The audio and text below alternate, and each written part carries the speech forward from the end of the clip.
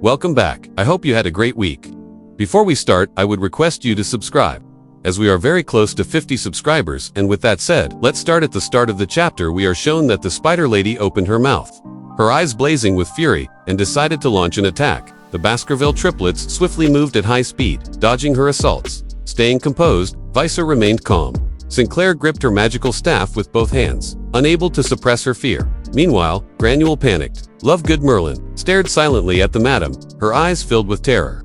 She had no idea what kind of creature she was facing. Seeing her expression, her friends panicked and urged her to react, insisting they should flee immediately. As Visor retreated along with the others, his gaze fixed on the madam, and his eyes began to glow with seriousness. Realizing she was the source of the unease he had sensed since entering the arena, Visor began to recall a book, remembering that before his regression, stories about this madam were mere legends, passed down as horror tales. Only after extensive research was she officially recorded in the Imperial Bestiary as a magical beast, meaning that until then, no reliable eyewitness account existed. Even within the Magic Tower hosting the tournament, there were no precedents. Visor understood that this must be an unforeseen complication caused by his return. While Madam's eyes shimmered with malice, Visor silently stared at her. She attacked with one of her legs, which slowly extended toward Lovegood Merlin. As her leg inched closer, Merlin froze with fear, unsure of what to do. Meanwhile, her friends drew their weapons, ready to fight. Their eyes were full of terror. They couldn't move, unable to believe they might be eliminated without fighting back. Just before the attack could strike, their tank, a friend of theirs, stepped forward, using her shield to block the blow. But the disparity in strength was too great. She turned to Visor with a worried look and asked him to step aside. Hearing her plea, Lovegood Merlin snapped out of her shock, her eyes widening in surprise. Fortunately, she reacted quickly and moved out of the attack's path, causing Madam's leg to pass by her at high speed, destroying everything in its wake. Once Merlin turned around, her eyes widened with horror, her shock evident. Madame's attack was so powerful it caused Anna, her friend, to crash into a tree. Her shield shattered and lay broken on the ground, and Anna lost consciousness. Madame then carefully observed her target, saliva tingling at the corners of her mouth. Her eyes lit up with excitement. Thanks to her heightened senses, she detected the heat signature of other students hiding in the forest. Without hesitation, she charged toward them, passing by Visor and the others. Granule fell to his backside in shock and confusion. He couldn't believe it had gone somewhere else. He thought he was about to be eliminated. Visor, standing upright, clenched his fists and silently watched Madame. The boy wondered if it was heading toward where more students were gathered. His eyes glowed with concern. He couldn't help but worry about what the administration was doing at this moment. He knew they shouldn't allow an entity outside the designated parameters to participate in the tournament. Visor's thoughts were interrupted when Lovegood Merlin ran toward Anna, checking if she was all right. Visor turned to them, becoming somewhat curious. Anna was injured, covered in scratches, and her HP had dropped to 0. Lovegood Merlin's eyes widened in confusion and surprise.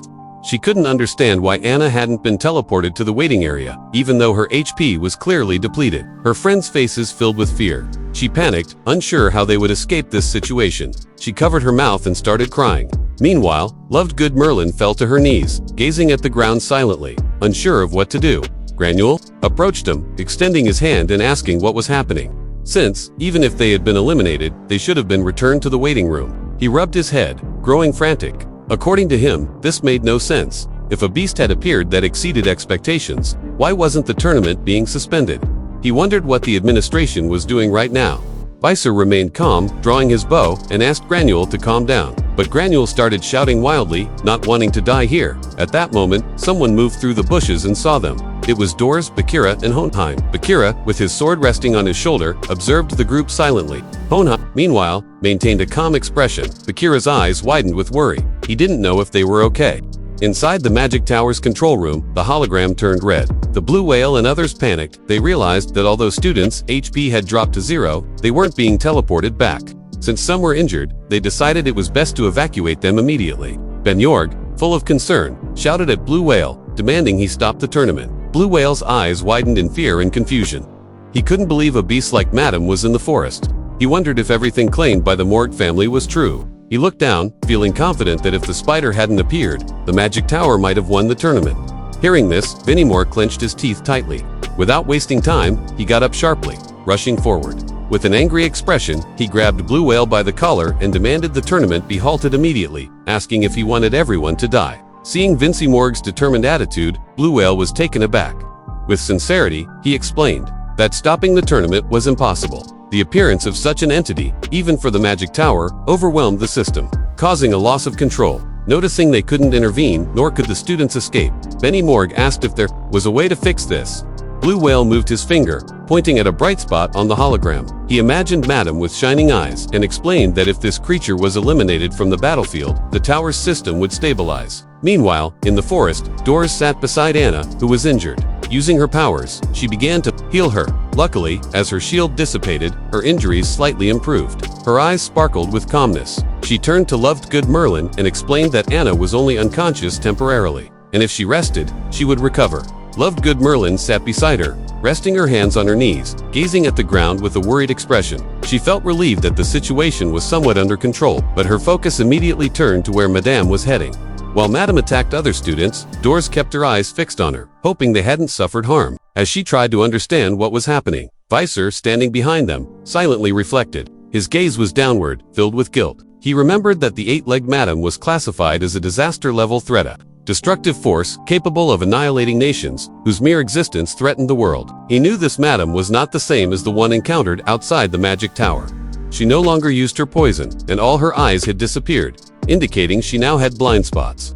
Her once impenetrable body was now riddled with holes. He suspected she had been summoned with distortions, perhaps a hybrid of the past Madame and a dead version, existing in a twisted reality. Visor lifted his head, his focus on someone in front of him. It was Lovegood Merlin, seated and silently watching the ground. Bakira and Hohenheim remained silent, unsure what to do. Our boy clenched his fist tightly, knowing that even recognizing these differences, they were far from capable of defeating a weakened Madame. He understood they needed to recover their resolve first. To prevent more casualties and fulfill their mission, he felt compelled to use his power. Just then, someone decided to confront Madame. Hearing this, our boy snapped out of his trance, eyes widening in surprise. Lovegood Merlin grabbed her staff and stood up. She knew she couldn't stay here in despair. Her complacency had nearly cost her a friend's life. She was determined to seek revenge and protect those still remaining. Her eyes shone with resolve, clearly showing her role as president of the MCRA Student Council. Someone forcefully drove their sword into the ground, asserting that Lovegood Merlin's determination suited the students of Boot Camp Van. It was Bakira, with a confident smile. He decided to help her face Madame. Worried, Dollars stepped forward to support her, knowing they couldn't sacrifice the students here. Lovegood Merlin turned away, lost in thought. Nearby Hohenheim stood quietly. Everyone's attention was on him, unsure if he would assist. Bakira, honest, even if reluctant to admit it, knew they needed Hohenheim's strength. Hearing this, Hohenheim's lips curled into a smile. Under the moonlight, he adjusted his glasses and, with confidence, said that although it was bothersome, he would accept a temporary alliance just this once for the tower's victory. The figure, watching them closely, remembered how even during times of chaos, they had been the true heroes, fighting valiantly. A smile appeared on his face. Visor caught the attention of the triplets, making their eyes widen with curiosity. Calmly, Visor began to analyze the situation. His eyes shone with seriousness as he ordered them to transmit a message to others. They must learn how to defeat Madame Eightlegs. Meanwhile, Madame was relentlessly pursuing students fleeing in terror. Their eyes were filled with panic and despair. One student tripped and fell face first. Her friend, overwhelmed with fear, reached out desperately, revealing she had twisted her ankle and begged for help. Hearing this, the student hesitated, unsure what to do. Without a second thought, she turned her back, closed her eyes, and fled. Asking forgiveness, Madame extended her legs to attack the girl, her eyes full of malice. Just as she was about to strike, someone launched a fire spell, narrowly saving the girl. The explosion created a thick cloud of smoke. Madame's eyes glowed, and when the smoke cleared, she remained unscathed. The spellcaster was Hohenheim. He stared at her, preparing to cast another spell. Realizing his fire magic hadn't caused any damage, even though insect monsters should be vulnerable to it, he felt a surge of excitement.